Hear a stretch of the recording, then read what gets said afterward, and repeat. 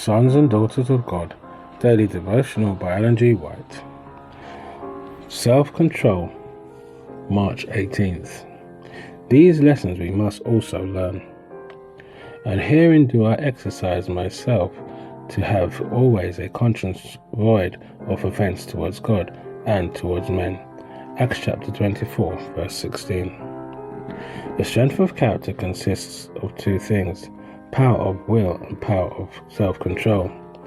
Many youth mistake strong, uncontrolled passion for strength of character, but the truth is that he who is mastered by his passion is a weak man. The real greatness and nobility of the man is measured by his power to subdue his feelings, not by the power of his feelings to subdue him. Never should we lose control of ourselves. Let us ever keep before us the perfect pattern.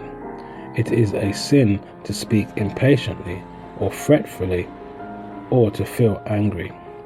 Even though we do not speak, we are to walk worthy, giving a right representation of Christ. The speaking of an angry word is like flint striking flint. It at once kindles wrathful feelings. Never be like a chestnut burr. In the home, do not allow yourself to use harsh, rasping words. You should invite the heavenly guests to come into your home, at the same time making it possible for him and heavenly angels to abide with you. You should receive the righteousness of Christ, the sanctification of the Spirit of God, the beauty of holiness, that you may reveal to those around you the light of life. Said a celebrated emperor when he was dying on his bed, "Among all my conquests, there is but one which affords me any consolation now, and that is the conquest I have gained over my own turbulent temper." Alexander and Caesar found it easier to subdue a world than to subdue themselves. After conquering nation after nation, they fell, one of them victim to intemperance, the other of mad ambition. The highest evidence of nobility in a Christian is self-control.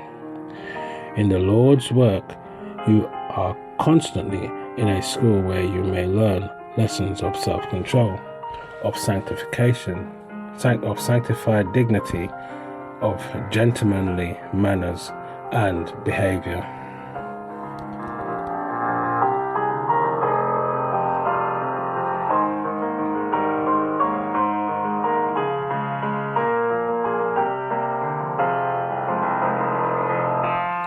This is your daily devotion.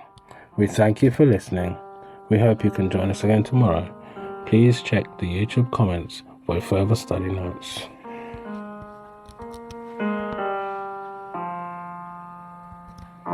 Sons and Daughters of God,